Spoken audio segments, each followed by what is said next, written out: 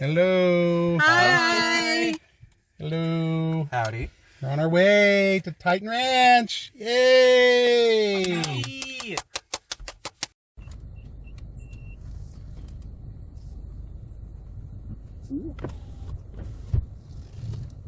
It's working. This is how you are. You know. Titan Ranch. Hey, look, we're cattle. That's a lot of land. Hey, look, a missile. Oh my That's gosh. a missile. Oh my.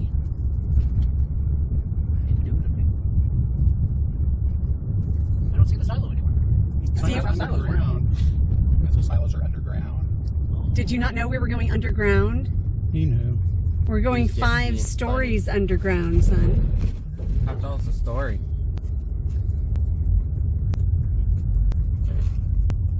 One way or another. Hey, I think he's right there. Wait, where? There's a guy right there. There's a guy. There's Connexes. There's Connexes. Hey, to the front of the place. It's a Connex.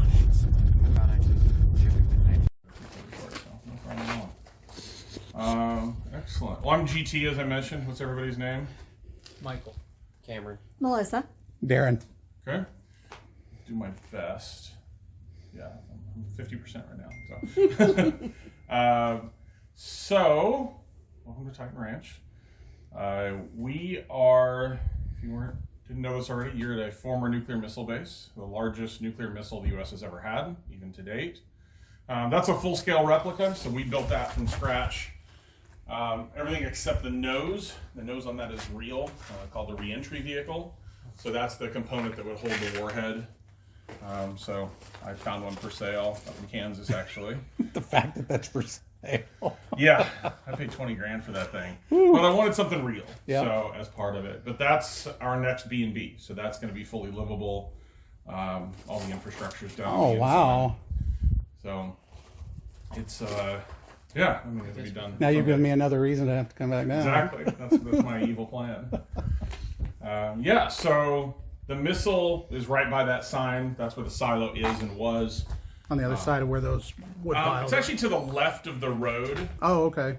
where that sign is. So Okay. you drove over the silo, but like over the side Okay. of it, sort of. Not directly dead center. Okay. But originally there was a big hump there, so we cut that down with the dozer. And so the site goes from there all the way to our left back here where the ventilation and escape shaft is. It's sort of where it ends, and we'll see a diagram downstairs. All right. The whole site's about 350 feet long this direction.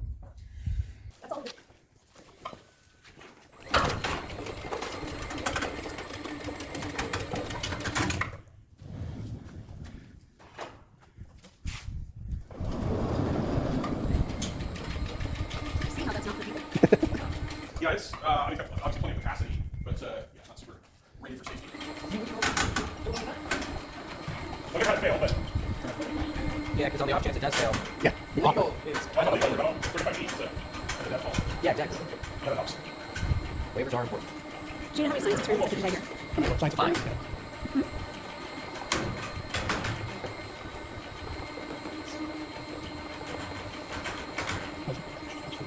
Oh, that makes sense. Yeah, that's good. Yeah.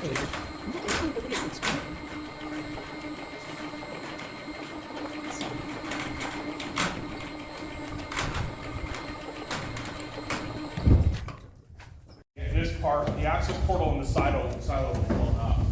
So you can see the differences in the concrete where they blew it up versus so where we had to rebuild it basically.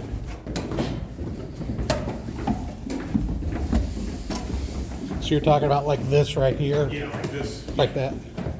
Yeah. And then they took all the big pieces of concrete, even some along the facility or around from the silo, and dumped it in here. So they destroyed the original elevator, the original stairs. So we had to pull all that out.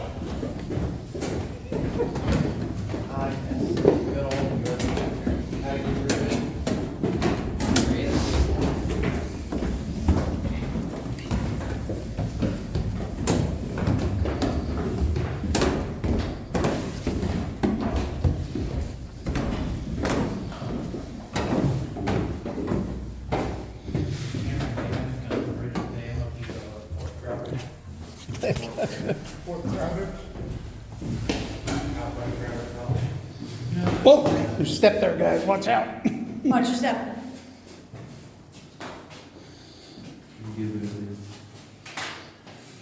Alright, so here's the original diagram. You can find these online. If you just Google Titan II missile complex diagram, you'll see it there. But working right to left, so the original missile obviously was in the silo.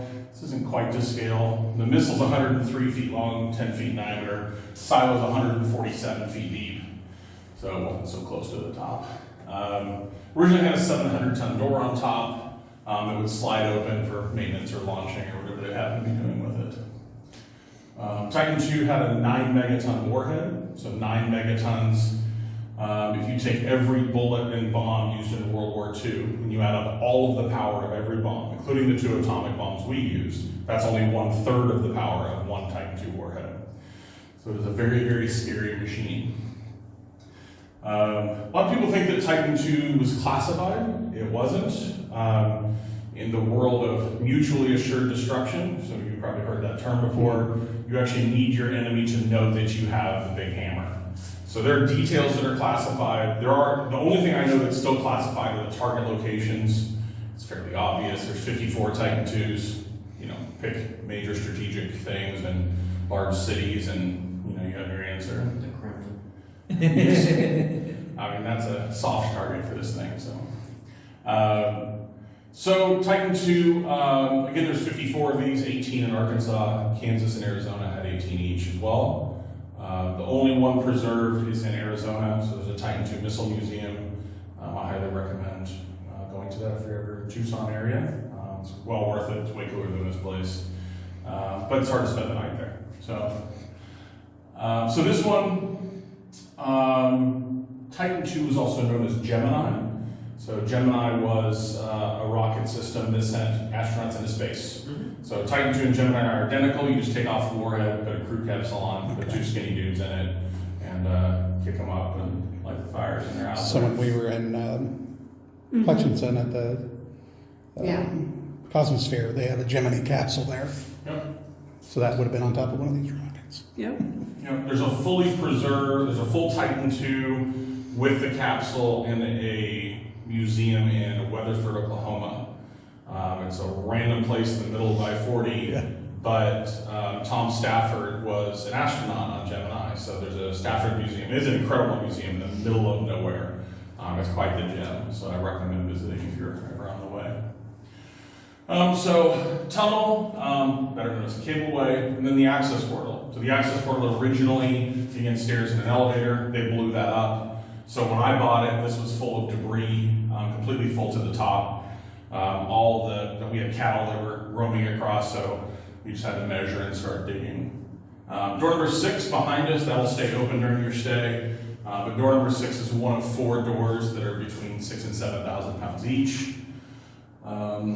They can withstand 1,000 PSI overpressure, so that's a fancy word for explosion. So a house blows down at 5 PSI, so 1,000 is a really big number. And there's 4 of these, technically 3 in sequence to any major location in the complex. So we're sitting in this first room. So this airman would come down here, be 4 of them at a time. They'd come down the stairs about halfway, get on a phone, and call into the launch control center. They'd have a code of the day. If the code was good, they would burn it, put it in a coffee can, and come on down. Door number 6 would be electrically unlocked for them. They would open the door. All these doors were manually open and closed, but hydraulically locked. So they'd come in here, close the door behind them, and they'd be locked in this room. So this is called an entrapment area, sometimes known as a man trap. So this room had a lot of electrical, hydraulic systems, etc. in it. But that was one of its main functions, is like this multi-stage entry, which is common for secure facilities. So once they were in here, lock the door behind them, get on the phone again, and then they would be allowed to come in through door number 7, which is this one right here. Behind us is a junction room. Turn right to go to the missile, left to go to the launch control center. Launch control center is 3 floors underground. So underground you count backwards. So this is level 1, this is 2, and this is 3. The silo goes 1 through 9. Level 1 was crew quarters, bed, bath, and kitchen. This was the only place that they were allowed to be alone. Anywhere in the facility, they had to have 2 people called the two-man no-loan zone policy. It's considered the strictest rule in Strategic Air Command. Anyone want to guess why they have that rule? It took 2 people to launch. That is true, but that isn't why the rule exists. In case somebody died. No. In case one of them was a communist or had a really bad day with a spouse. They Decided to were blow everything. Sabotage. They were all the men and women that worked here were smart enough they could actually launch the missile. They could hotwire it if given enough time. So that was the rule. So level 1 was the only place they could be alone. As an example, if 2 people were sleeping, they were here on 24-hour shifts, so that was common. If they were up here sleeping and someone down here had to use the restroom, you're supposed to wake someone up, come down, swap out so someone can use the restroom. What really happened is a lot of crews were friendly with each other, so as long as they weren't up and peed real quick and came down, then you were okay. I mean, not legally, but they were cool with each other like that. That sounds like the military. Yeah. Yeah. Level 2 is where they launched the missile from. So, as I mentioned before, Titan 2 and Gemini did the same thing. It took dozens of people to launch Gemini. It only takes 2 to launch Titan 2. So there's a lot of automation that exists on this floor.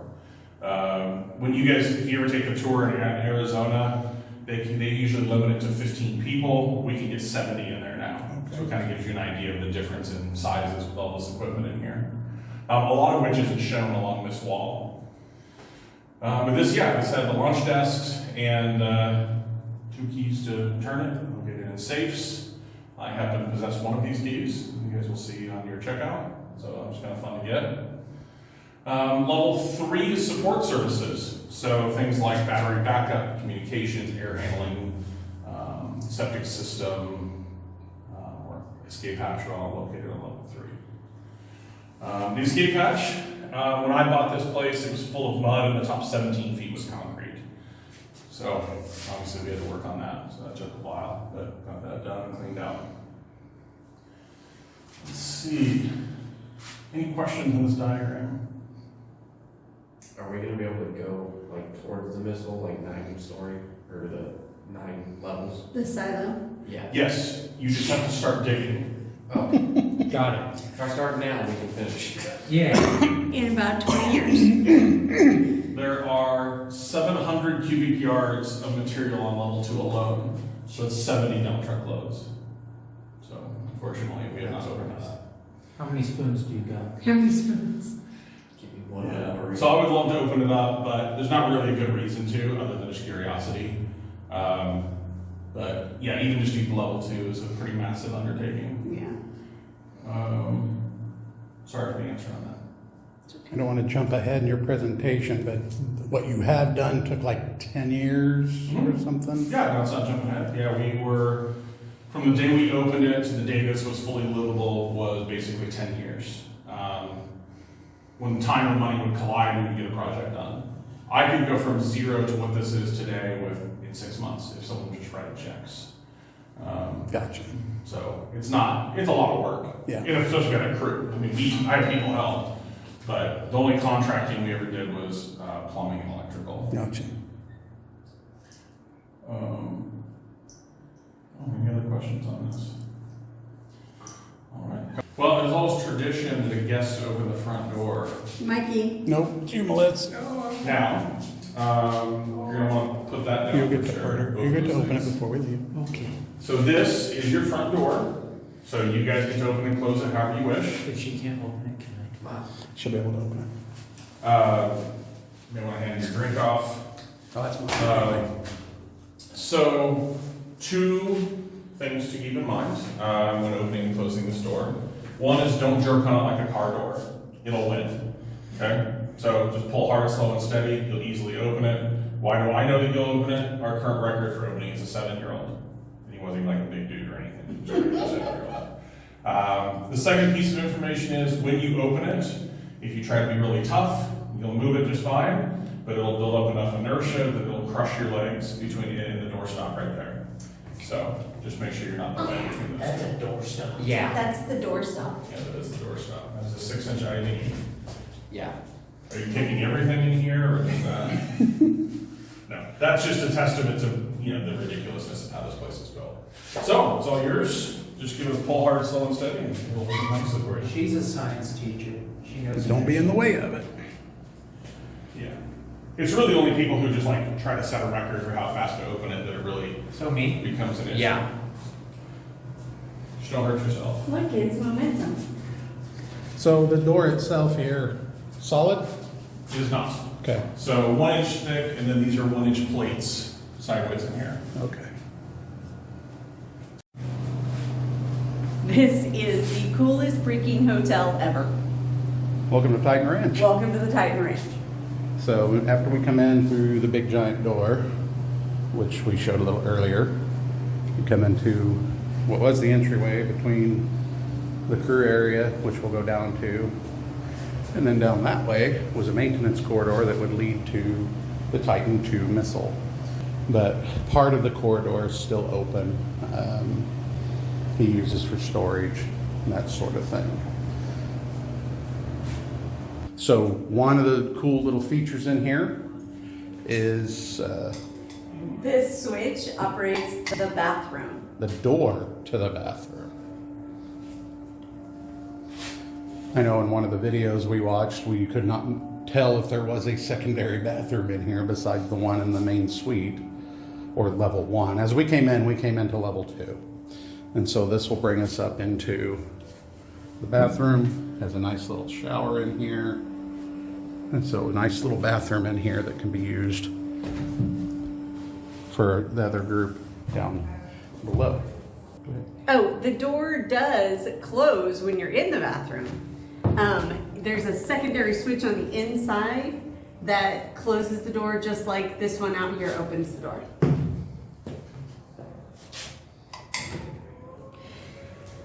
So then this is the main hallway into the living slash meeting slash Party room. party area.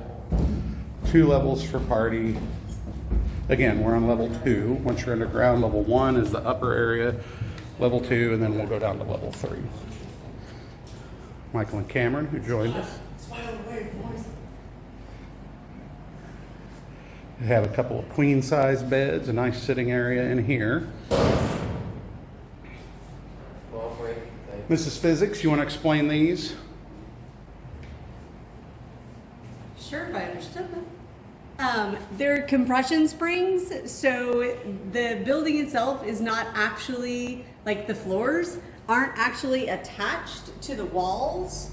There's a 1 foot gap all the way around, and the whole thing sits on these giant shock absorbers, so that the whole structure inside the structure will actually move up and down.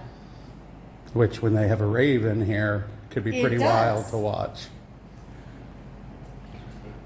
It's got a lot of nice electric lighting in here. There's a pad that we'll show you shortly that you can control lights on each level. So let's go down and take a look at the formal entertainment area.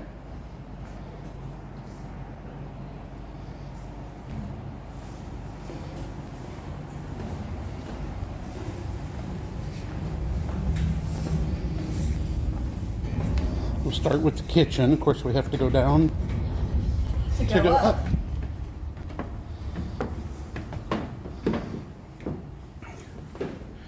A very nicely appointed kitchen area. Multiple storage spaces, refrigerators, freezers, cooking stoves. I mean, just a wide variety of things that are available for use. All the way down here to the microwave and the sink, dishwasher. He's got a pretty nice little hookup over here if you want to bring a game disc with you. But then down here, we have the more formal sitting and party area. And so we sat here last night and watched several movies on the big wall coming from the projector up there. Big sound system in here. And then we're going to show you, there is actually an escape hatch that is accessible, and we can use it if we have to, though he would prefer we not, unless it's a true emergency.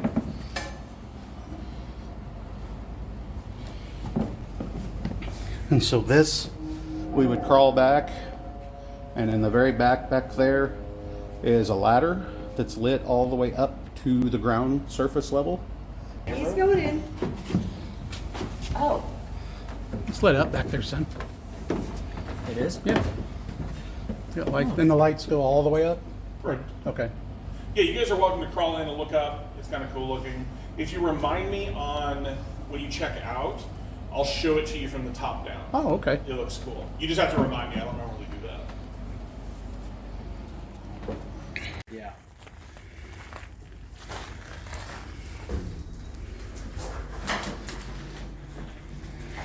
Oh, wow. But yeah, if we have to literally escape this place, that's our backup plan right there. So I'll show a little bit more of the area here. Again, you know, just some nice little seating down here.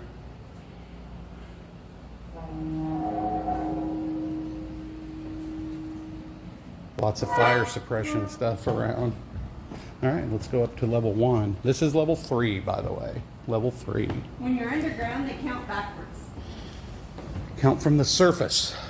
Whether you go up or down, you count from the surface. This is the master suite at level 1. Very nice car wash style shower. Open to the room. Electric fireplace. Echo chamber, in case you can't hear it. Nice. Is that a jacuzzi tub? Probably not. No. As you can see, once again, we're dealing with the large gap because the floors are not attached to the walls. Lovely sink area.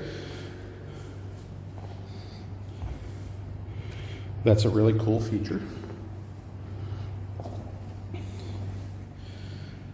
Fantastic king-size bed that is suspended, no legs, so it's actually attached to the wall.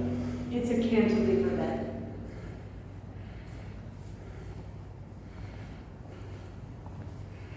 And then finally back here, bathroom, toilet with a bidet.